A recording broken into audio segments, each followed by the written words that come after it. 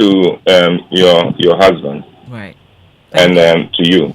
Thank you. Um, but you know that the passing of a mother-in-law is a political thing. You have to represent fully. Yes, I've been told. Well, but my condolences. Thank you. Thank you. Appreciate.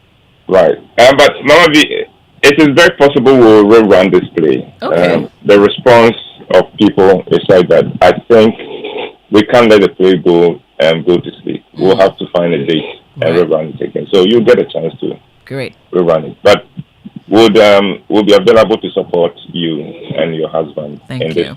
time of mourning. Thank you. My latest play, Just a Tip, completed its initial 12-show run at the National Theatre yesterday.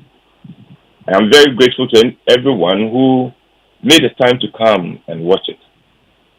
I'm grateful to Joy FM and to National Theatre for their partnership.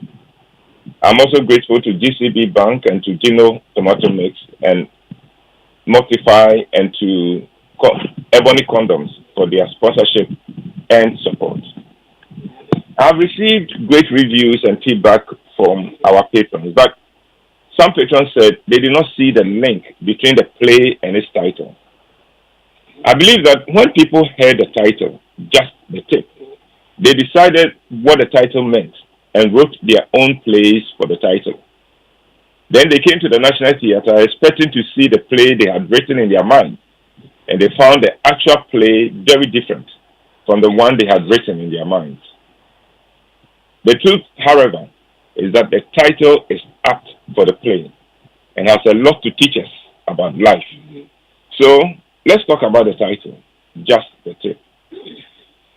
One of the subplots of the play features the love relationship between Barbara, the favorite daughter of Mr. Kwabena Dente, and Dr. Francis, the son of Mr. Dente's best friend. Barbara and Francis start dating, fully expecting that their relationship will please their respective fathers.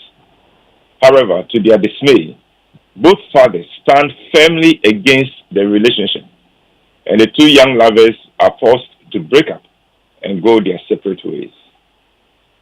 30 years later, Barbara returns to her father's home for the celebration of his 100th birthday, and when she finds the old man in a bad way, she calls Dr. Francis, who had become the personal doctor for Mr. Bente and his wife in their old age. Francis rushes to the house to attend to the old man, the man who had refused to be his father-in-law. And when the old man goes to take a nap, the two, that is Barbara and Francis, find themselves alone.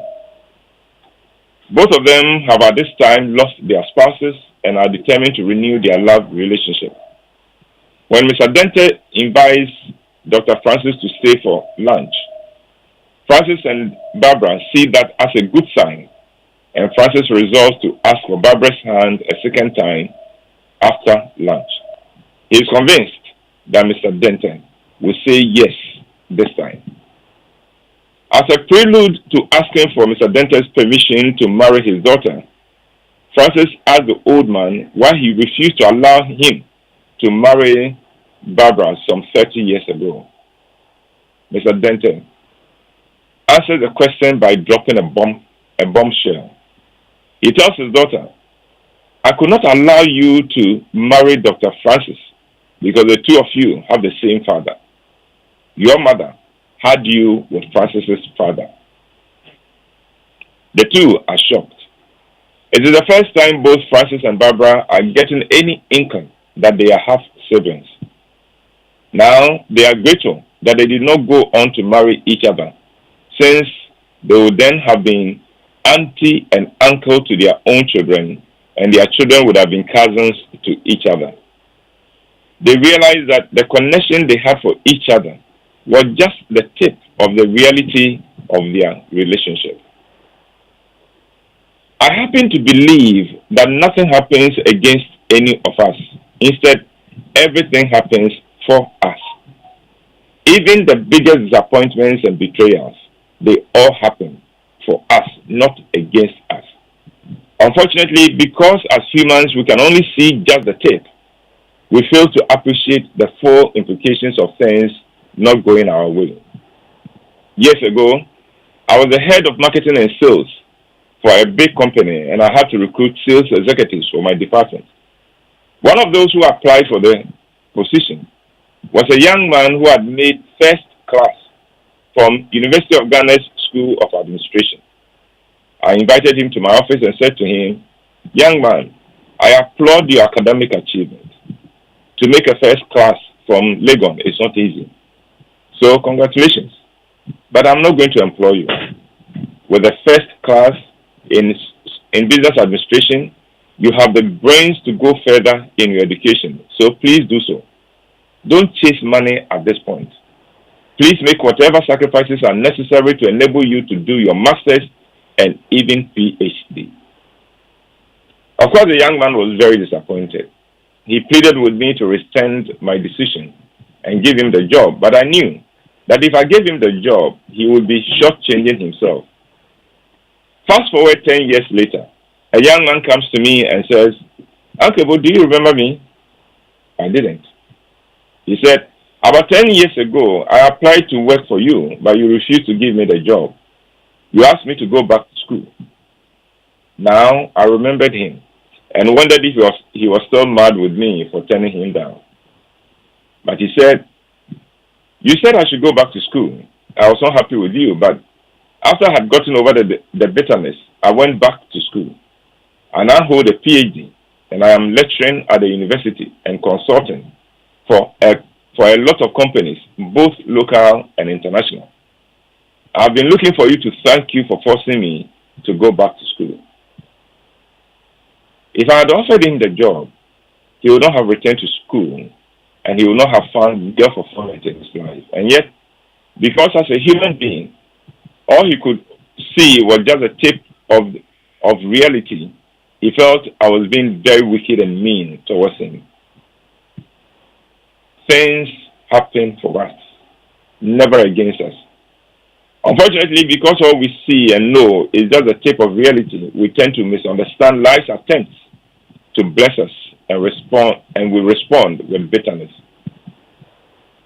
Everything we know about life is just a tip. Everything we know in life is just the tip. Take this program you are listening to, the Super Morning Show. What you hear on air is just a tip of what goes into the making of the show. Take driving. When you see a driver at the steering wheel, you are seeing just a tip of what goes into driving. So it is interesting that when children imitate driving, they only imitate the sound of the car and the turning of the steering wheel. What people see or think they know of you is just a tip of who you are and what you are about. What we see of anything in life is nothing but just a tip of what the reality is.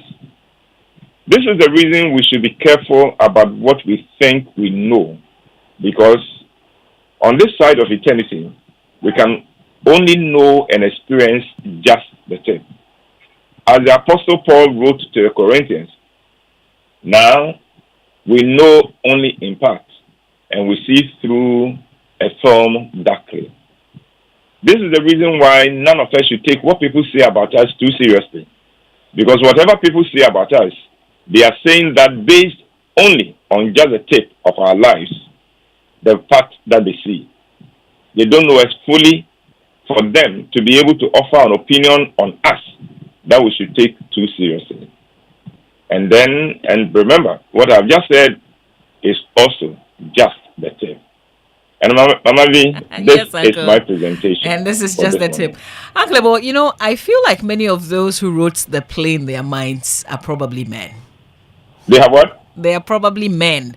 Those who wrote the play in their minds. Like Philip now. Winston Philip now not only wrote the play, but he also directed it in his mind.